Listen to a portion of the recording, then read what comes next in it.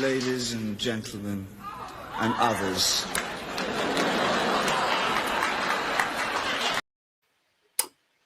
Good afternoon and welcome to this Gender Speaker live show where we're going to be exploring today LGBT history. Originally I planned just to do one show today, but actually the more I've looked at it and the more I've been putting LGBT presentations together, I think this is going to be the first of probably 4 as I do them on an almost weekly basis.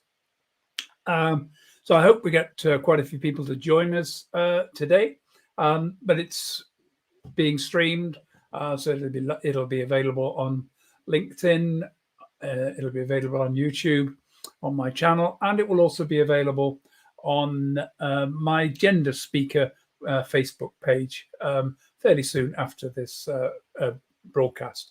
Probably going to last about 30 minutes.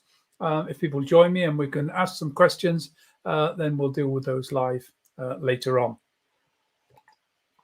So LGBT, it's the 2nd of February. LGBT History Month is here. This is what this is all about. I'm broadcasting this on StreamYard. I've not used StreamYard for a while, so I'm trying to get back into remembering what on earth it was I want to do.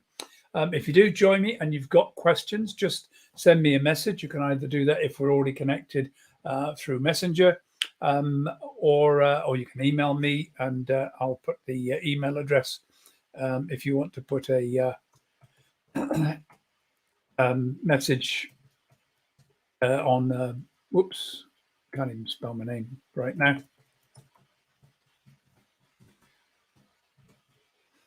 So if you've got a question you'd like to ask, we'll add that, and you can pop it on there, ricky@rickyarundel.com.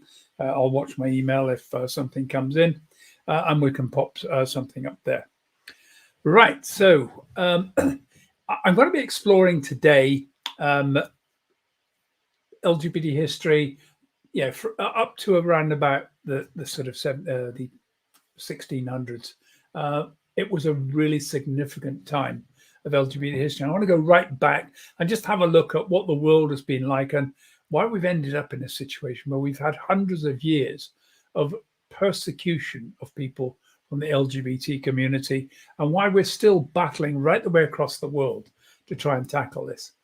Right now, 71 countries 71 jurisdictions within the world still criminalize people in some way or another for being LGBT. 11 of those still have the death penalty in place. But the other thing is that 35 of those countries are Commonwealth countries, part of the original British Empire, or ones that are still connected to Britain.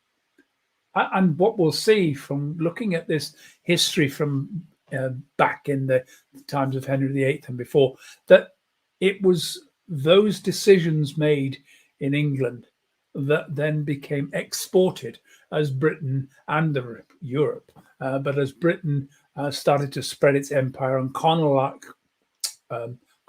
parts of the world, with it they took this really draconian law to make LGBT people criminal.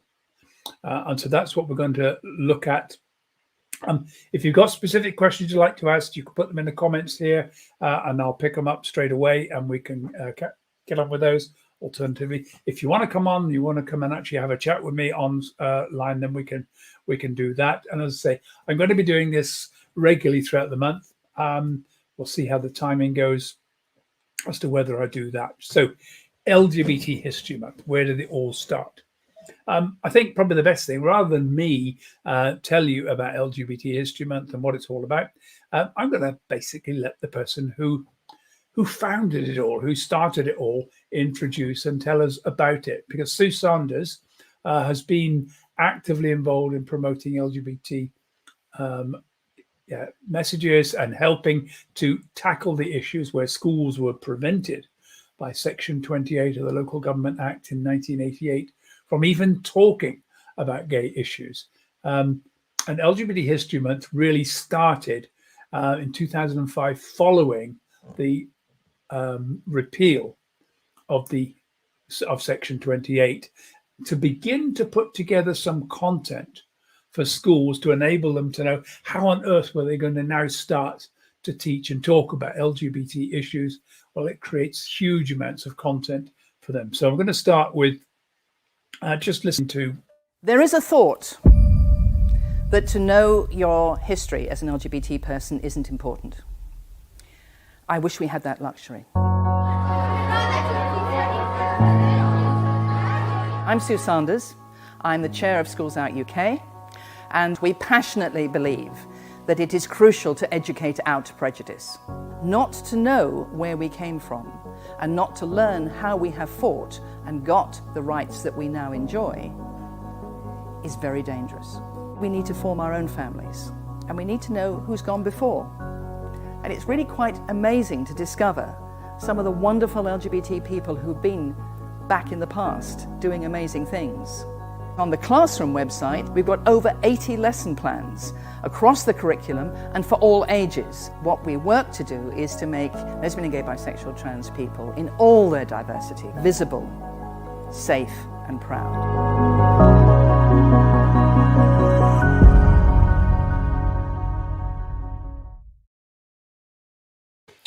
So that's the introduction from Sue Saunders. And if you go to the LGBT History Month.org.uk, you'll find lots and lots of information there. It really is packed with all sorts of things. And if you're thinking about what you might want to do within your own organization to promote LGBT history, to help to create a more LGBT inclusive environment, which is really the aim I've got with doing these broadcasts, then you'll find stacks of material there, even stuff for schools, which actually works quite well within an organization. But you can also have a chat to me and talk to me, and we can talk. I'll talk about that later about how you can do that. Let me first of all move to this: that labels. We have so many. The LGBT community is really bad at creating enormous acronyms and labels galore. We've got to the point. Facebook at one point, I don't know whether they're quite doing it now, but originally they'd put up about I think it was about 7 or 8 years ago, 71 different options as alternative to male and female, which is all about gender, not so much about sexuality, although we're looking at both things today. That number has been increasing. I've been creating a directory of terms used in the LGBT community, and it is now nearly a 5,000 word document trying to explain all the various different acronyms. And yet we have a long history of creating these labels. In fact, one of the reasons these sort of labels and different ideas cropped up was because back when when being gay was still illegal,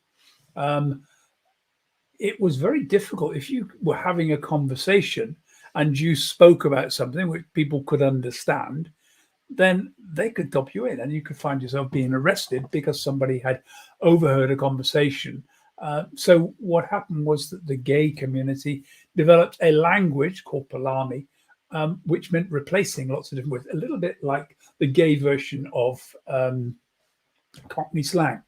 And if any of you remember the radio program Around the Horn with Kenneth Williams and Hugh Paddock, they used to play a lot with all these various different terms that the gay community had developed to make their conversations less able to be understood by people who were not gay. But I'm going to be coming back to those later in the month as we look at some of the more modern things. But I want to just pick up, first of all, on that list of things. LGBT, we've got a whole range of different ones here. There's LGB, lesbian, gay, bisexual. LGBT, the trans bit got added on. Now, when I went to university in 2005, 2004, I joined the NUS, as all students do, and I decided to get myself elected onto the LGB campaign, and I couldn't understand why it was LGB. Within the university, we had an LGBT campaign, but the national campaign was just LGB. And when I got to the first conference, I nearly got turned away because I was told if I didn't identify as lesbian, gay, or bisexual, then I wasn't allowed to come to the conference. Identifying as trans, which I did, was not sufficient. And that if I was trans and now identifying as female, therefore I was heterosexual. Therefore, and this whole argument about whether I was gay or straight became a bit of a battle. I took issue with it, and I started a campaign there and then at that conference, and 2 years later got the NUS to change it to LGBT. That didn't go down well with all of my trans friends, who also said, "Oh, it's all about gender, not sexuality. Don't want to be associated with it." And what I discovered was there's a lot of angst within even the LGBT community. Now, intersex people weren't included, people who were non-binary weren't included. And so slowly we've then added to that LGBT plus, and people started putting the plus sign on.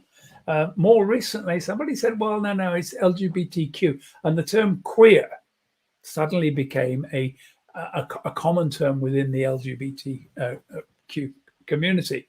Now, queer, back in the day, was a negative term. It was the kind of term that people used to, a derogatory term against somebody who was gay. Mostly it meant somebody who presented themselves in a way that wasn't, normal male or female.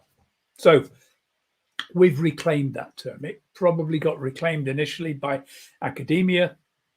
Queer studies became a major field of study within academia. And now it's been added into LGBTQ. Some people use it as questioning, but actually it's queer. And you will remember I'm sure you'll remember the TV series Queer as Folk. That's been, it was so popular, Russell T Davis's program. It can get a bit mad. I've seen LGBTQ for queer, I for intersex, A for androgynous, two spirits.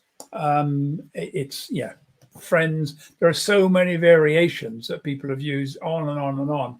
It just became a little bit of an alphabet soup. So increasingly, I'm seeing LGBTQ, and that's what we'll try and use within this program. So within this show today. Right, so I'm going to pop up now a presentation, and we're going to start having a look at some of this. So I've got a slide presentation which will pop up here. I'm going to remove the banners and things there because I've noticed that they're covering up the slides. So I'll just hide those, and we'll have a little look at some general background history. Again, do feel free to ask questions. I've seen some coming up here.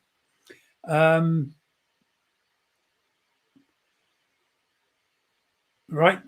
Thank you, Michael Polari.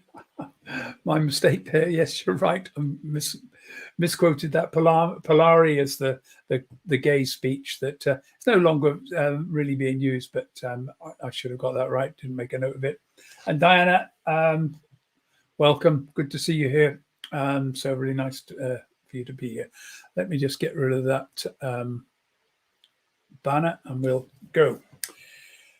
Okay, so LGBT History Month, that's the basic logo. If you're in your workplace, you want to actually do something to promote it, quite good, get these logos around, put them up around the workplace now over February, just to remind people what it's all about. I'll show you a couple of other things later on that you can get to put up in the workplace. But often, just putting up posters about icons and iconic people through history around the workplace in different places is a great way just to get people starting to think about it and understand what's happening and the way it's all going. So,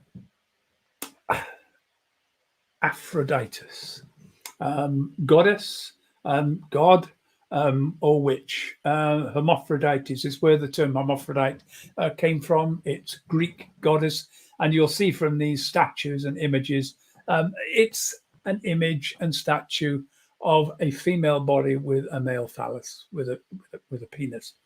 So the whole idea of people not fitting into the gender norm of male or female has been around for thousands of years in all sorts of cultures. If we look, as we'll see in a minute, a whole different culture. So the Greeks and then the Romans seem to accept homosexuality and non-gender, bigender, people between genders, intersex. All of these various different issues existed then, but weren't rejected. They were just accepted as part of the culture. There was difference. People were different. Not much has been written about them often. The problem is that what has been written then gets scrubbed because people later on didn't want it spoken about and talked about. But we know from these statutes, we know from other documents that this has existed. So I've just started off here just to let you know that LGBT issues aren't new. We've labeled them new now, but this has been around from the dawn of human existence. If we look in the Bible, you'll see reference often to eunuchs. Eunuchs, we tend to think of as castrated males, and that's certainly the translation that's gone into Bibles. But as I started to look into this a little bit more, I began to realize that in modern culture now, if you look at the Hijra in India and Pakistan and Nepal, they are often called eunuchs. They define themselves as neither male nor female.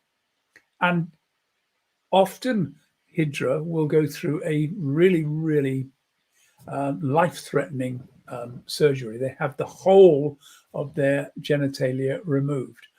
They're often intersex in that they're born with some male features, some female features, and it's all part of the culture in the Hijra community.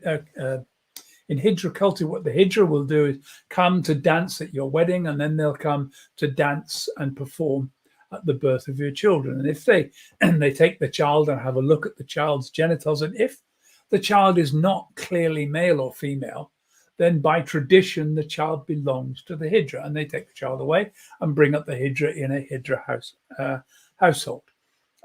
That's less and less happening now, but there are still Hijra around where that has happened, where they were taken at birth and they were brought up in a Hijra house and taught how to live, how to dance, how to be Hijra in this culture. Sadly, the British Raj didn't treat them very well, and they've been, in many cases, they've sort of relegated to beggars, prostitutes, very often the part of the sex industry. But there are at least 1.5 million, some estimates suggest as many as 5 million Hijra in India, Pakistan and Nepal. And evidence from that history suggests that they are the origins of what the Bible refers to as eunuchs. They are, intersex or male-bodied who've had their genitals removed, and as a result were allowed to go into female areas like the harems in the Muslim courts, etc. So let's have a look.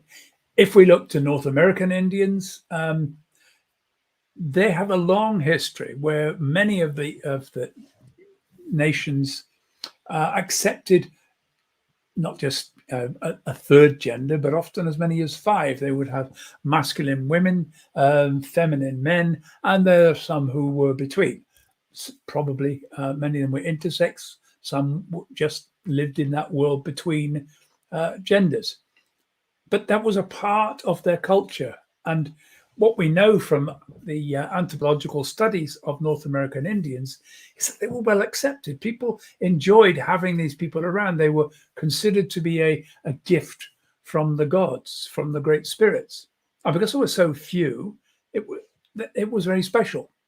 They have these people, they're small numbers. They often became shaman, they became religious teachers and healers, and played a big part in the ceremonial part of life.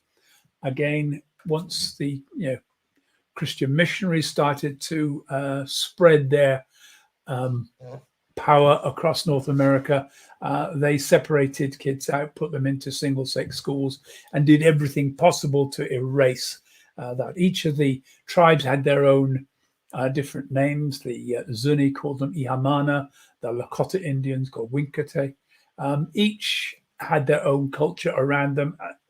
Some, some didn't. But that was the nature of that. Today, we call them two spirits, which I quite like. It's a modern term that's been developed by the Indian nations to describe them, and it now covers all Indian nations. That single term of two spirits, to say this is someone with the spirit of both man and woman. But it comes from a very, very long, deep history that they've been around for a great many years. We didn't treat them very well. This is a etching produced by the Spanish conquistadors when they went into South America and basically conquered the Inca tribes. This is around about 1640. So, really, this is the time when we'll see in a minute where huge amounts of law against homosexuality were being enforced, not just in Europe, but as we spread across the world, as we started to colonize all these various different countries. So this very, I was going to call it draconian, but it's even worse than that. This brutal approach to dealing with homosexuality and any level of breach of gender stereotypes. So here they've taken these two spirits people, gay men, as they saw them, sodomites, thrown them into a pit with dogs and let the dogs rip them to pieces, and then did a painting and etching to send back to the King of Spain to show how they were erasing sodomy from the New World. Pretty brutal. So let me go back now just to look at, I want to talk about cross-dressing, because it's not always been easy for people to dress in a way that doesn't suit the stereotype of being male or female. In fact, particularly women have been targeted with laws that make sure that they're not allowed to dress. Now, most of us are aware of Joan of Arc, a young French girl who had a vision that she could help defeat the British or the English, who controlled most of Burgundy, and help the young Dauphin, the king in waiting, if you like, in France, to become crowned king. So she appealed to the Dauphin, and he saw he didn't see any loss in letting her have a go. If she could beat the English and he could get crowned, it was going to work. If she didn't, well, nothing would have changed for him. Well, it turned out that somehow she had some divine inspiration, some help, and she did help significantly to turn back the battles against the English. And the English were not very happy about that at all, especially the Duke of Burgundy. So eventually, she lost the battle. They were captured. She was captured, and mostly because French noblemen gave her up, and they tried her and burned her at the stake. The question is, what was she tried for? What was she burned at the stake for? Most people think it was witchcraft, heresy. Well, heresy was part of it, but the actual reason, the main way they could get her, was very simply that she dressed in men's clothing. She had renounced everything, and basically she'd answered questions, and she was a reformed heretic. She had satisfied everybody that she was no longer a threat, but the English wanted her executed, and they put her into a male prison, made her wear male clothing, so that they were then able to say that she's renounced her, she's gone back to being a heretic, and therefore they could burn her at the stake.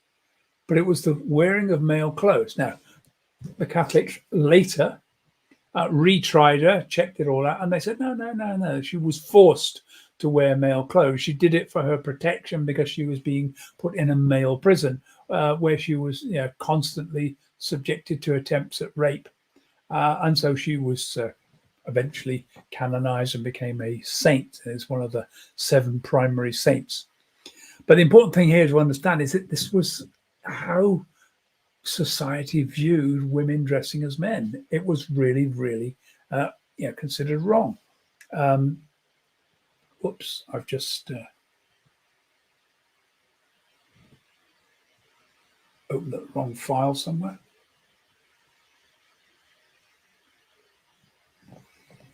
Okay, hit the wrong button. Now, I'm going to just look at James first a minute. I'm going to come back to James later, but Deuteronomy chapter 22, verse 5 says that man shall not wear that which pertaineth unto... So a woman shall not wear that which pertaineth unto a man, neither shall a man put on a woman's garment, for all that do so are abomination unto the Lord thy God. That's the only bit in the Bible against cross-dressing, but it's constantly used, constantly regurgitated. It was the basis of the attitude around the sort of the time of the James and before, against women dressing as men, and men often dressed as women, but that didn't seem to be so much of a problem. It was women dressing as men. The problem is, if you can try and imagine going back to a time of 16th, 17th century, as a woman trying to travel in a world, where full of thieves and vagabonds, where a woman on her own was really not protected. There were no laws to protect her against assault, against rape. And if someone was obviously a woman on her own, even today, women on their own are targeted by predatory men, even worse back there. So if a woman's husband had gone missing and they decided to go try and find them, going out alone on their own in that world 400 or 500 years ago was a pretty dangerous thing to do. So made sense. Dress as a man and then nobody will notice you. Dress as a woman and immediately you become a target. But the thing about this is that this particular part of the Bible was written at the time of Moses. I've got to think, this is when the children of Israel were basically a nomadic tribe traveling around in the Sinai desert, wandering around between Egypt and finding the promised land. A time when men were wearing smocks, robes, and women were wearing smocks, robes. I mean, why would you have a law in the Bible that said men and women shall not wear each other's clothes, when actually there wasn't any difference? Men and women wore pretty much the same clothes anyway.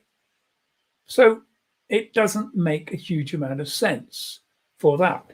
Now, a Hebrew scholar who was trans re-looked at it and retranslated and said it actually says, never cause or force a warrior's weapon to be used by a woman or weak person, neither dress warrior's armor on a woman or weak person, for that is disgusting. The problem with language when you try to translate it is that, and anyone who's learned any language, you can't easily directly translate from one language to another.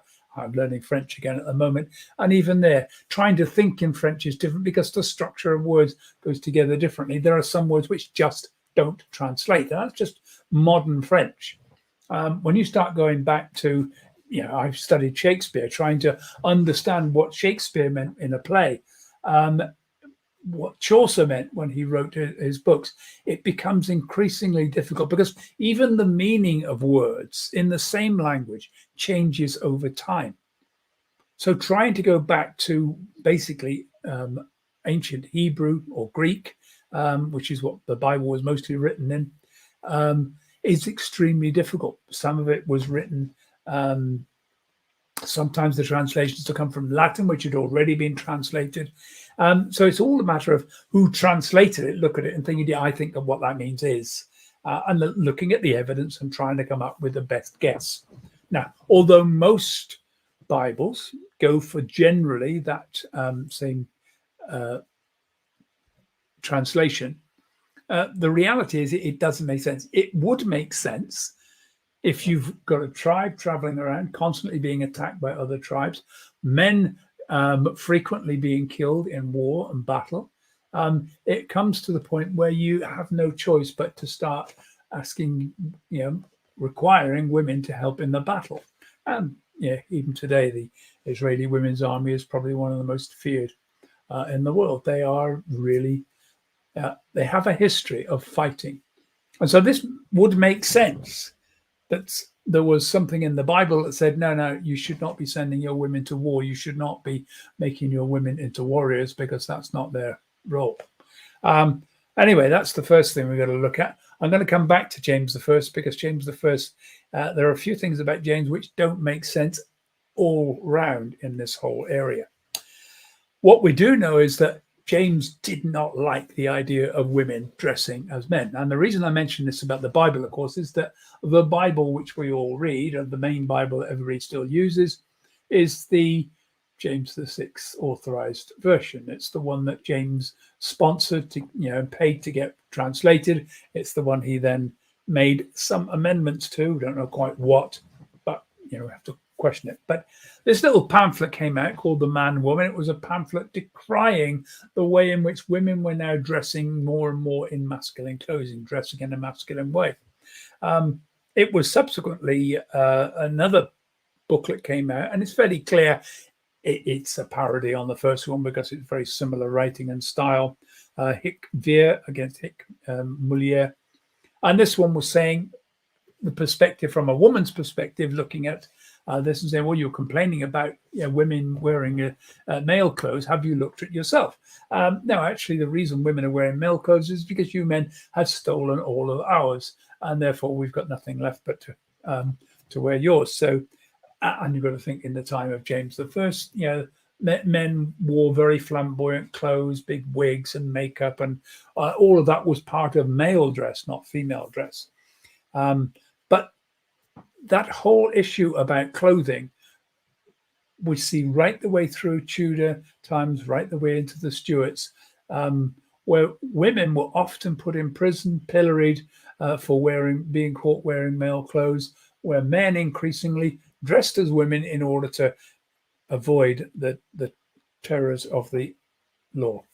There is even a play about Mary Frith, Mole Cutpurse. The first highwayman in Britain wasn't a man at all, but was Mole Cutpurse, Mary Frith, a woman who dressed as a man, was great with a sword, smoked a pipe, had a beer down in the bars with the men, and pretty much acted and lived as a man, was constantly getting in trouble for it. And Thomas Middleton and Thomas Dekker wrote a play called Roaring Girls about the life of Mary Frith, who defied the law and continued to present herself as male. Now, let's come to the big one that's important. When I first started to look at LGBT history, when I first came out and transitioned, and I got involved with the whole Pride, and somebody said, could I do a talk, going to be at the Student Union, about LGBT history? I didn't know anything about it much. So I had done some on trans, but I needed to go back and look a little bit more. And this was where I came to. This was the start of the discrimination and harassment against LGBT people within not just the UK, but it turns out the whole of the world. It all started with this act. In 1533, Henry VIII put into place the Buggery Act, which made the act of buggery, the act of sodomy, whether with man, woman, or beast. So it wasn't about homosexuality. It wasn't about men having relationships with men. This was about the act of sodomy, anal sex. And that became a crime for which the penalty was execution. But more than that, it was a penalty for which all of your estate and titles, your assets, everything that you owned was stripped and given to the crown. So Henry basically had in place a piece of law which could literally take away everything. And you've got to remember, Henry spent a lot of money. He spent a lot of money on wars. He spent a lot of money on building projects, Hampton Court and things. He was a spendthrift, and he constantly needed money. Now, it was actually Thomas Cromwell who put this in place. He was the first minister. And I looked at this and thought, it couldn't quite see why it had happened. But now here's the issue. The first hanging that's recorded that we know anything about, where there's any records, where the Buggery Act was involved, was Walter Hungerford, who was hung for treason. He was a Catholic agitator. Henry had a few problems with people. He basically was, pulled out of the Catholic Church, and he had a few problems with people who defied him. And Hungerford was one. It looks, and the stuff I've read suggests, that the Buggery Act was tacked on the end just as a way of punishing him, humiliating him, taking all his assets, and basically destroying his,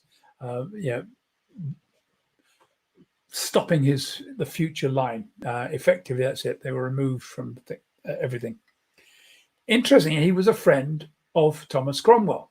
And Thomas Cromwell had, despite putting in place the Buggery Act and doing all sorts of things, had fallen foul of Henry.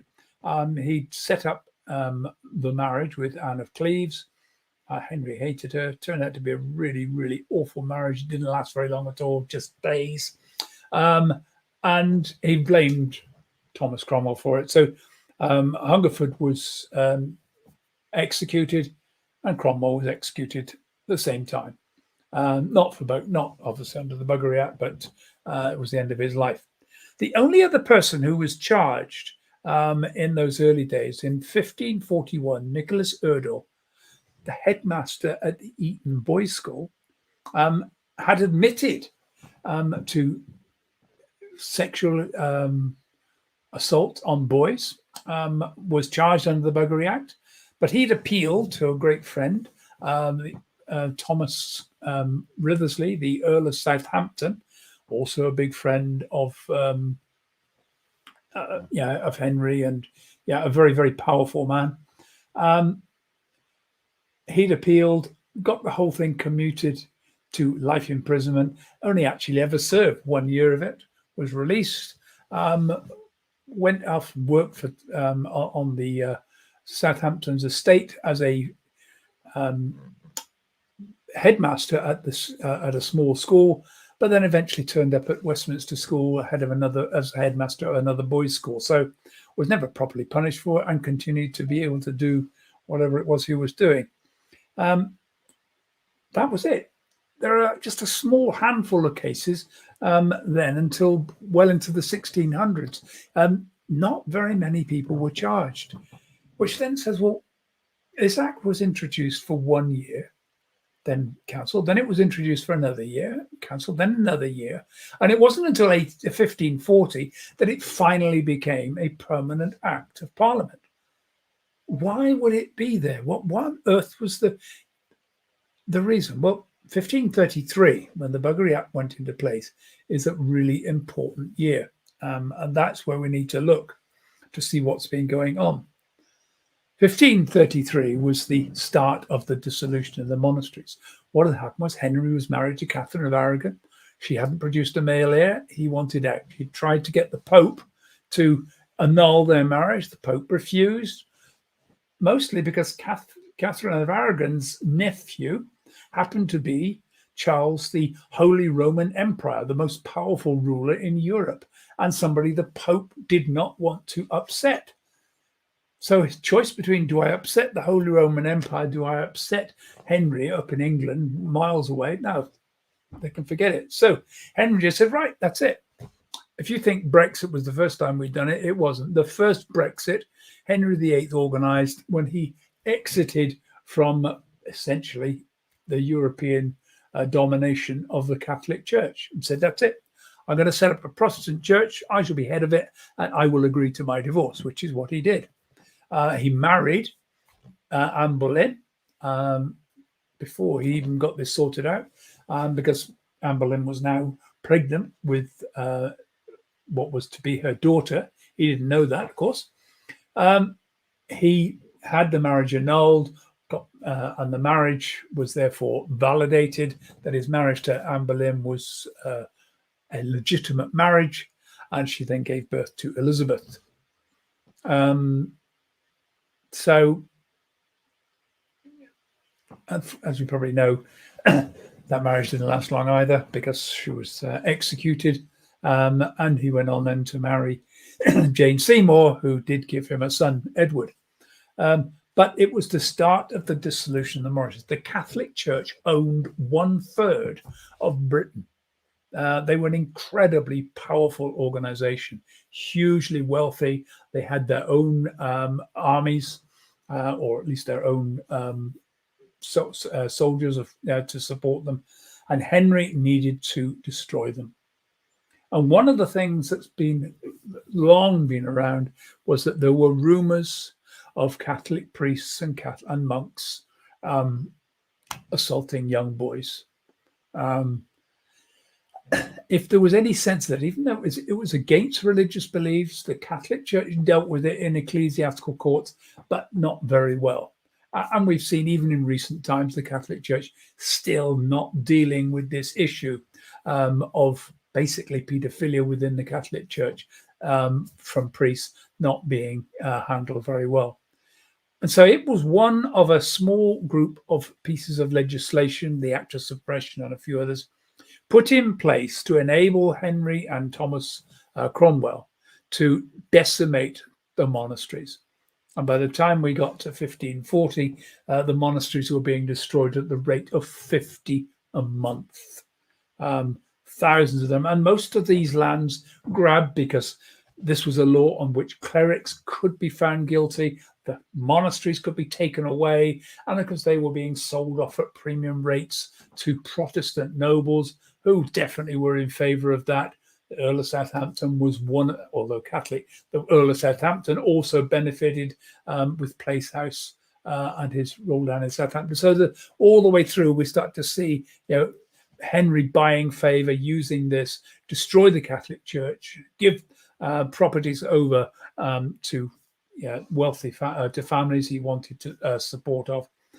And that was the beginning of the dissolution of monasteries. So this legislation came in just to help destroy the Catholic Church.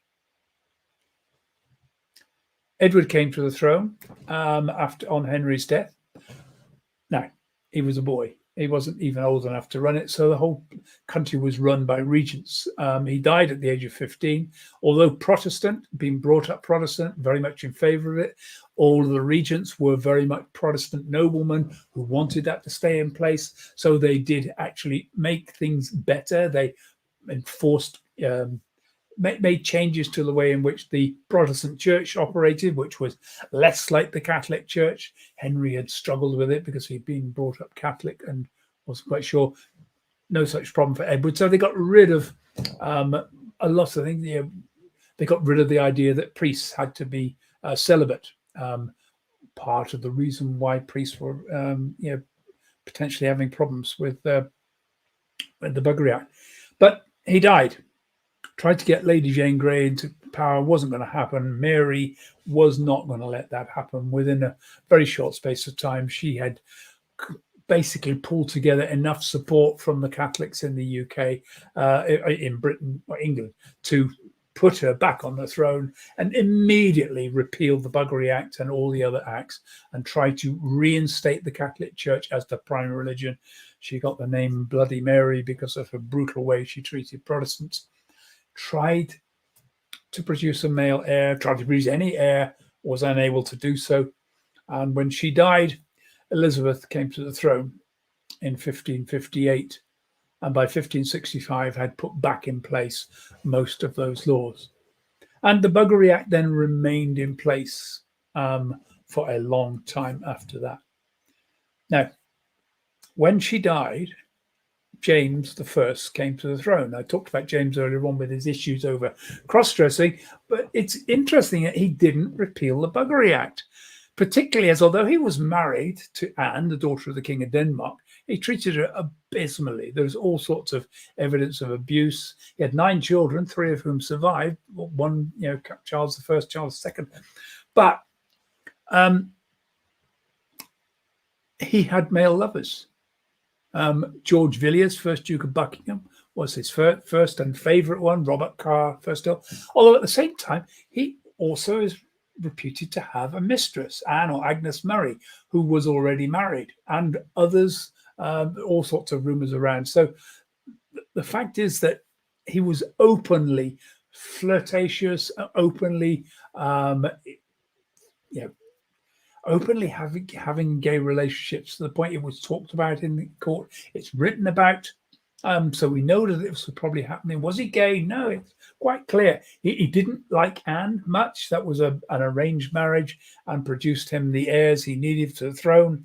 But for his fun and life, he was very much a man who enjoyed other men's company, which may account for why he had such a problem with women, and the whole issue of women wearing male clothes was a problem, and he was getting the bishops to preach against that. But that's the whole issue that we have there. So the Buggery Act stayed in place.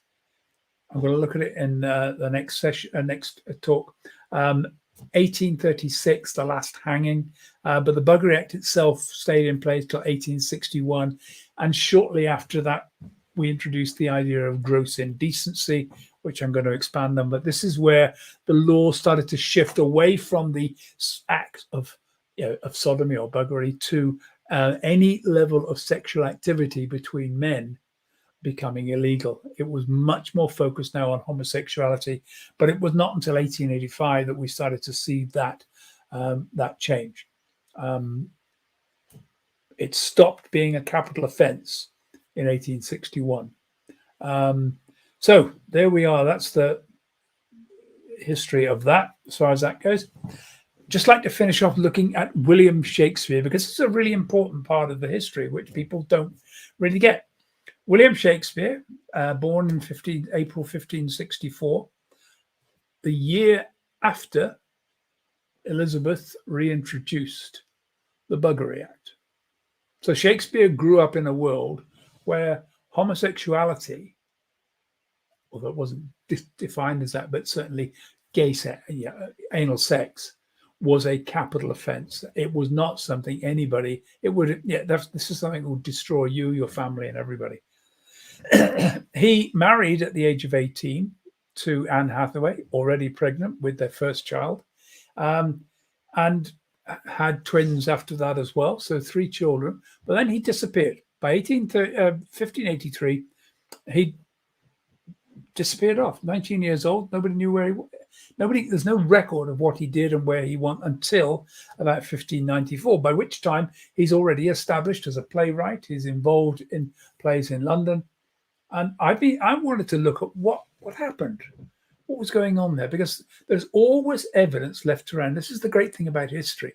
It hasn't been written about, it's been concealed, but if once you start to look around, little bits start to fall into place, and you just got to be open to this and think, what's going on here? In 1593, Shakespeare wrote a really long poem, one of the first things that was ever published by him, called Venus and Adonis.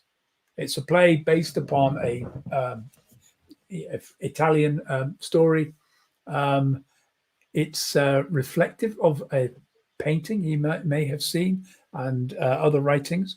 There's also the Rape of Lucrezia, again another painting. Now these are paintings that you could only have seen if you'd been in Italy or France or Spain, because this is where this evidence is. If you look at Shakespeare's plays, there's huge evidence that he really did understand Italian culture. Many of the plays were set in Italy. Merchant of Venice to Gentle of Verona. There's all sorts of evidence of this, that he taught.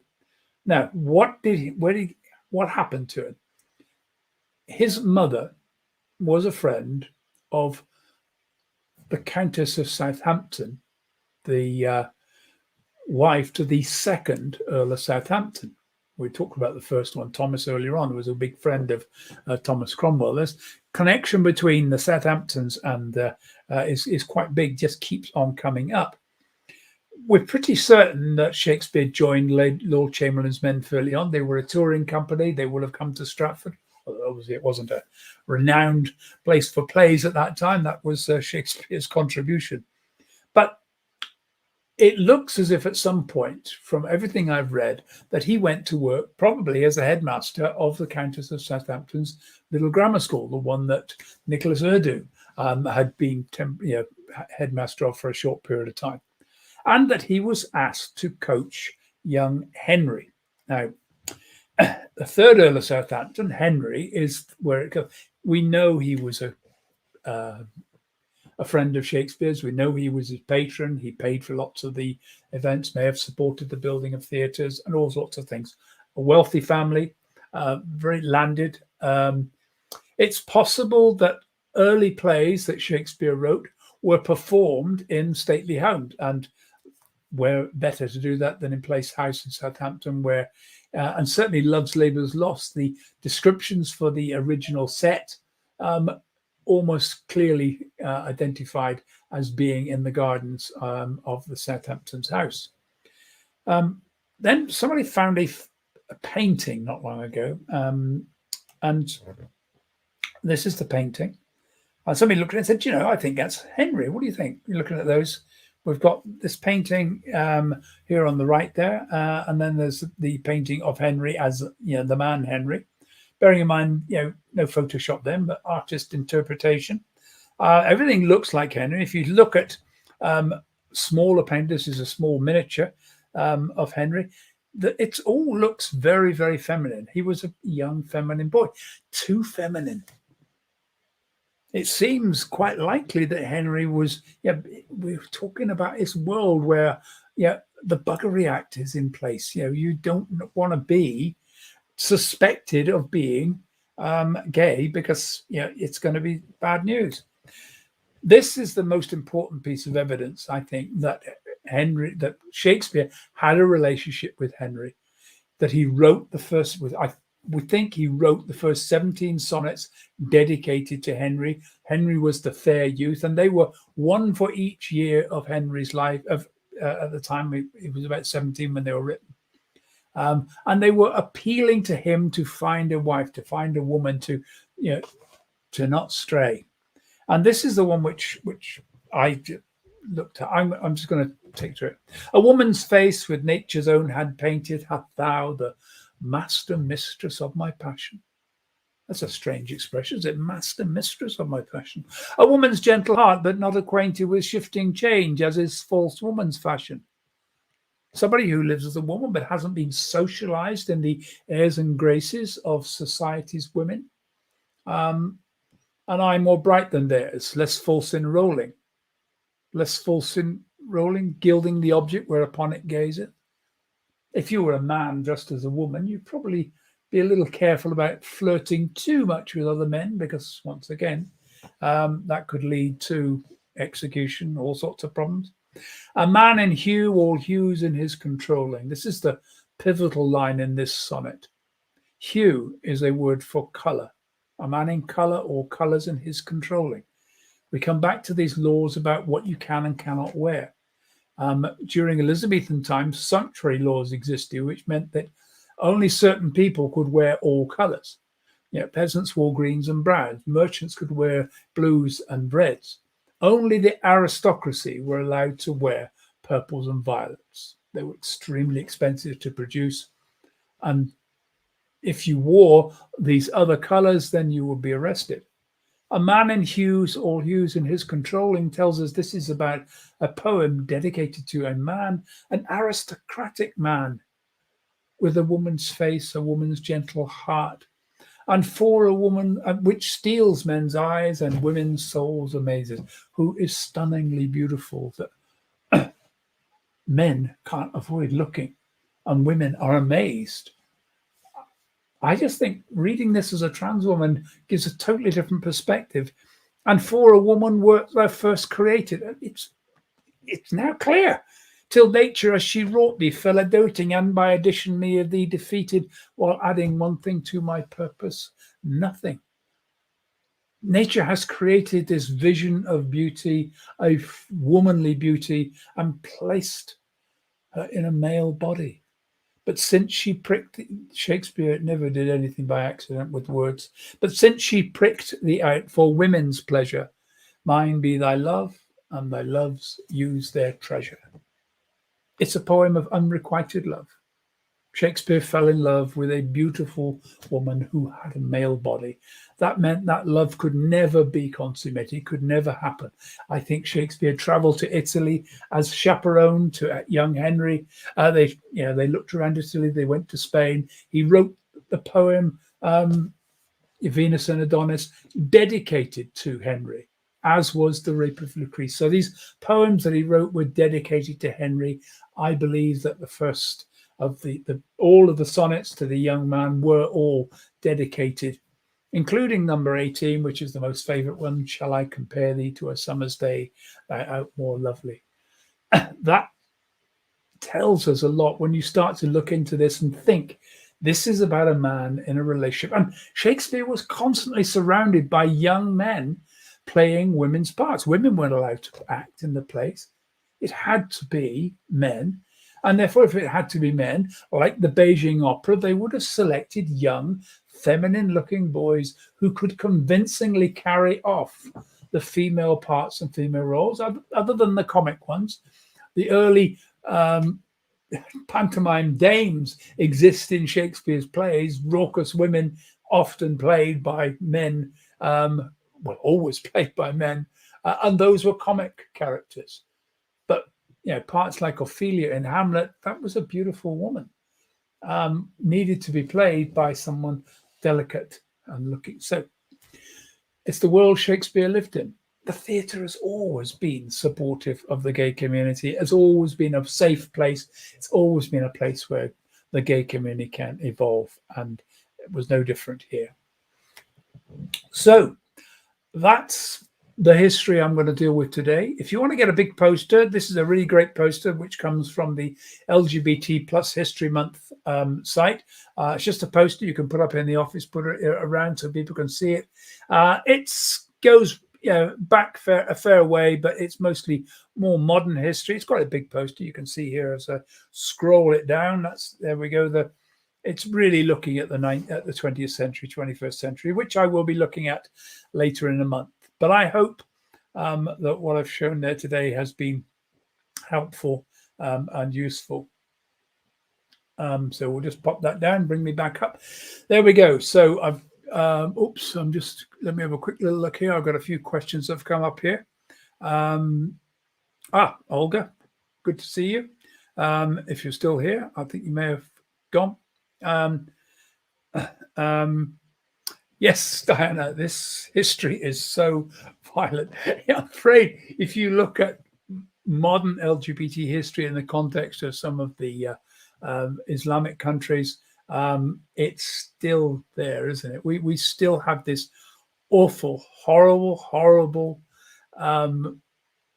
fear, phobia of people who don't conform to gender stereotypes. Absolutely terrible. What was that you said there, Jane?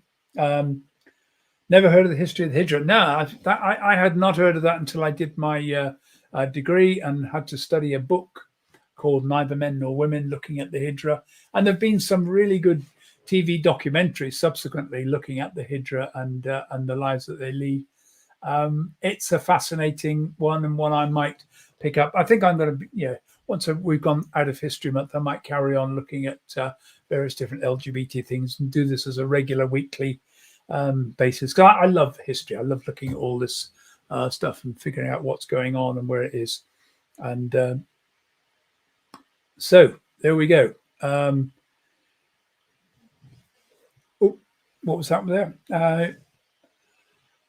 Yes, and I think you're right, Diana. Yeah, it really is an enormous amount behind the prejudice, because we export it as Britain travelled the world, as it went to India, as it went to Australia and the Americas, and also the Spanish when they went into South America, and they took the same attitude.